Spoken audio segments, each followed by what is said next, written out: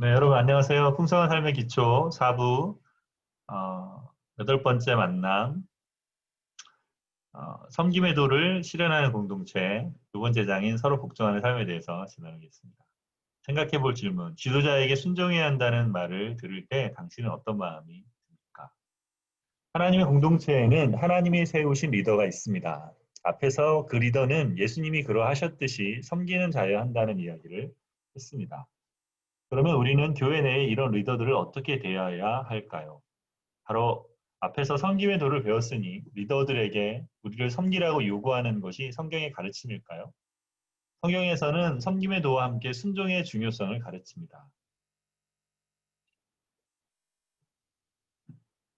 겸손의 순종. 베드로전서 5장 5절은 우리에게 다음과 같은 교훈을 줍니다. 젊은이 여러분, 이와 같이 여러분도 나이가 많은 이들에게 복종하십시오. 모두가 서로서로 겸손의 옷을 입으십시오. 하나님께서는 교만한 자를 물리치시고 겸손한 사람에게 은혜를 베푸십니다. 베드로 사도는 젊은이들에게 공동체에서 나이가 많은 이들, 곧 교회 장로들, 베드로전서 5장 1절에게 복종할 것을 권고합니다. 하나님은 공동체의 지도자들을 세우시고 그 공동체의 구성원들은 그들에게 복종해야 한다고 가르치십니다. 리더들은 자신을 따르는 자들을 위하여 희생하며 그들을 섬겨야 하고 리더를 따르는 자들은 그 리더에게 복종해야 한다고 성경은 가르칩니다.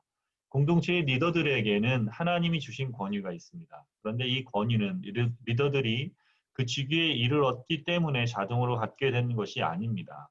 하나님의 뜻을 행하는 한 그에게 권위가 있습니다.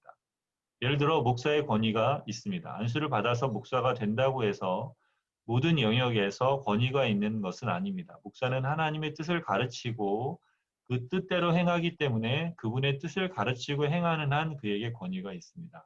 다시 말해 이 권위는 생득적 권위, 그 목사가 됨으로써 자동으로서 얻는 권위가 아니라 상당히 조건적인 권위입니다. 만약 목사가 하나님의 말씀을 가르치고 행하는 일을 등한시하면서 자신의 권위만을 주장한다면 그것은 바르지 못합니다.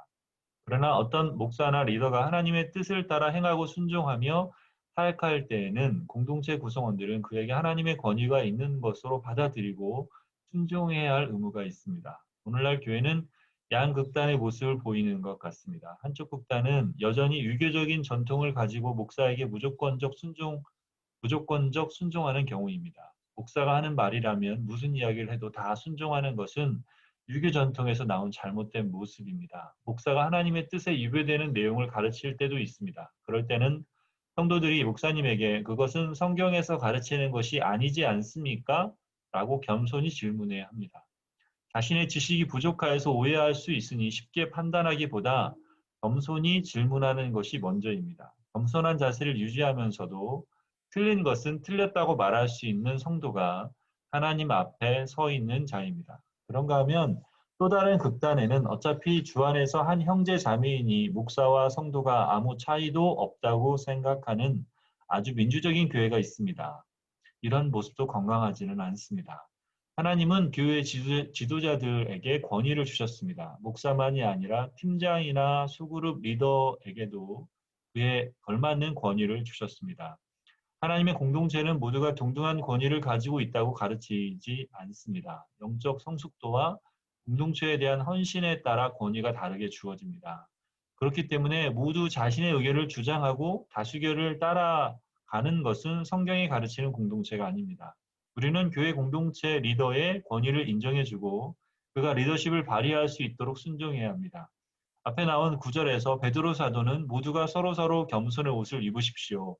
하나님께서는 교만한 자를 물리치시고 겸손한 사람에게 은혜를 베푸십니다라고 말합니다. 우리는 공동체에서 스스로 겸손의 옷을 입고 리더들에게 순종해야 합니다. 물론 이 말씀은 리더들이 자기를 따르는 자들을 섬기고 그들을 위해 희생하는 것을 전제합니다. 자신의 리더십을 마구 휘두르는 것이 아니라 그들을 위해서 기도하고 섬길 때 공동체 구성원들이 리더에게 순종하는 것, 이것이 아름다운 공동체의 모습입니다.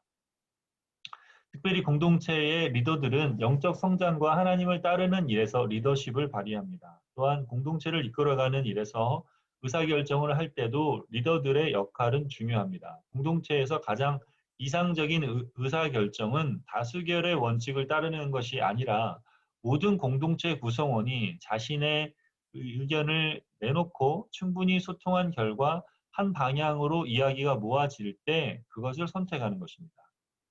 하지만 모든 사안이 항상 이렇게 이상적으로 마무리되지는 않습니다. 때로는 충분히 논의하고 의견을 수렴한 후 다수의 의견이 아니라 소수의 의견을 리더가 선택할 수도 있습니다. 이렇게 리더가 또는 리더들이 사람들의 이야기를 충분히 듣고 하나님 앞에서 분별하고 결정할 때 모든 공동체 구성원은 여기에 함께 순종하는 것이 아름답습니다. 또한 그리스도인 공동체의 리더들은 공동체 형제 자매들이 죄에 머물지 않도록 권면합니다. 성숙한 공동체일수록 죄의 문제를 개인의 문제로 치부하고 무관심한 것이 아니라 또는 함부로 사람들의 문제에 개입하는 것이 아니라 사랑으로 자신의 형제 자매를 보호하고 하나님 앞에 설 수 있도록 돕습니다. 이런 이유로 리더가 권면할 때 공동체 구성원들이 리더의 권면에 순종하는 것이 필요합니다. 공동체에서 내 취향이 아니야. 난 내 생각이 있어. 그건 내가 좋아하는 방식이 아니야. 나는이라고 말하며 나에 매여 있는 사람들은 자기의 한계를 넘어서지 못하기 때문에 제대로 성장하기가 어려울 뿐더러 리더가 되어서는 절대로 안 됩니다. 리더들도 불완전하고 부족하지만 하나님이 그 리더를 우리에게 붙여주셨다면 리더의 지도와 인도대로 따라가는 것이 필요합니다. 이것이 겸손의 옷을 입는 것입니다. 서로 복종하라. 그래서 공동체에서는 복종이 중요한 덕목입니다. 리더는 주님이 우리를 위해 생명을 주셨듯이 따르는 자들을 섬기고 따르는 자는 주님에게 순종하듯이 리더에게 순종하는 것이 하나님의 공동체가 지닌 아름다운 모습입니다. 이를 사도 바울은 어떻게 표현했습니까? 그리스도를 경외함으로 피차 복종하라. 에베소서 5장 21절. 바울은 에베소서 5장 22절에서 6장 9절에 걸쳐 여러 관계에 대해서 이야기합니다. 먼저 5장 22에서 33절에서는 남편과 아내의 관계, 6장 1절에서 4절에서는 자녀와 부모의 관계, 5절에서 9절까지는 종과 주인의 관계에 대해서 이야기합니다. 이렇게 여러 사회적 관계를 다룰 때 서두의 5장 21절에서 대표적인 한 구절을 이야기하고 나서 그 원리를 세 가지 관계에 적용하고 있습니다. 그 원리가 바로 그리스도를 경외함으로 피차 복종하라는 것입니다. 피차 복종하는 것, 서로 순종하는 것이 그리스도인 공동체의 특징입니다. 이 가르침은 혁명적인 가르침입니다. 당시는 남편, 부모, 주인이 절대 권위를 가진 사회였습니다. 오늘날에도 이런 사회에서 통념적으로 받아들여지는 권위가 있습니다. 그런데 바울은 한쪽 방향으로의 순종을 가르치는 것이 아니라 피차 복종하라고 하는데 이것이 반문화적인 그리스도인 공동체의 특징입니다. 그렇다면 우리가 어떻게 서로 순종할 수 있을까요? 그것은 서로가 한 권위에 집중할 때 가능합니다. 예수 그리스도라는 권위에 순종하고 집중할 때 우리는 서로 복종할 수 있습니다. 남편과 아내도 피차 복종할 수 있습니다. 부모와 자녀도 피차 복종할 수 있습니다. 종과 주인도 피차 복종할 수 있습니다. 각자의 하나님인 예수 그리스도를 경외하기 때문입니다. 이것이 그리스도인 공동체가 가능한 비밀입니다. 이런 공동체에서는 서로 의견이 대립되고 마음이 맞지 않을 때 각자가 자신의 주장이 혹시 하나님을 우습게 여기고 자기 마음대로 하는 것이 아닌가 생각해 봅니다. 하나님을 경외하는 자신이 그렇게 주장하는 것이 옳은가 검토해 보는 것입니다. 만약 이렇게 하나님을 두려워하는 마음을 갖는다면 하나님께 최종 권위가 있음을 인정하는 자세를 갖는다면 그리스도인 공동체는 많은 차이와 문제에도 불구하고 그것을 극복해 나갈 수 있는 가능성이 있습니다.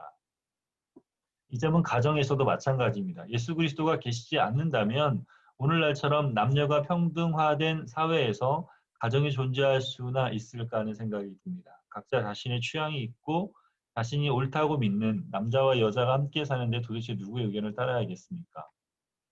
그런데 그들이 화목한 가정을 이룰 수 있는 이유는 무엇입니까? 두 사람에게 동일한 주님이신 그리스도를 경외하기 때문입니다. 그분이 최종 권위이시기 때문입니다. 하나님은 아버지가 되셔서 새로운 공동체를 주셨습니다. 그 새로운 공동체에서 살아가는 방법은 세상에서 통용되는 방법과는 다릅니다. 곧 섬김에 도이며 서로 복종하는 길입니다. 그리스도인 공동체는 하나님에 대한 공동체입니다. 세상 공동체와는 다른 공동체라는 말입니다. 그런데 오늘날 그리스도인 공동체의 슬픈 자화상은 교회 공동체에서도 세상 방식을 그대로 적용하는 모습이 나타난다는 것입니다. 교회에서 직분이 높은 사람, 힘이 있는 사람, 많이 배운 사람, 많이 가진 사람이 교회를 뒤흔듭니다.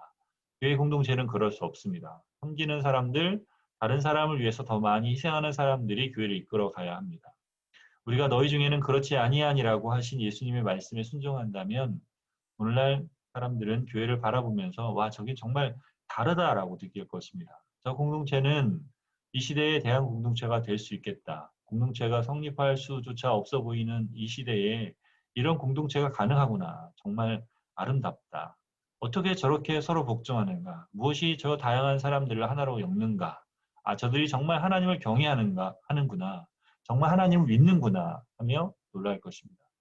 하나님의 공동체는 섬김의 도와 서로 복종하는 일이 드러나는 공동체입니다. 묵상 질문 1. 베드로전서 5장 5절을 묵상해 보십시오. 당신에게 영적 지도자는 누구입니까? 영적 지도자에게 순종하는 것을 어렵게 느끼는 이유가 있다면 그것은 무엇입니까? 2. 서로 복종하는 것이 가능한 유일한 이유가 무엇인지 묵상해 보십시오.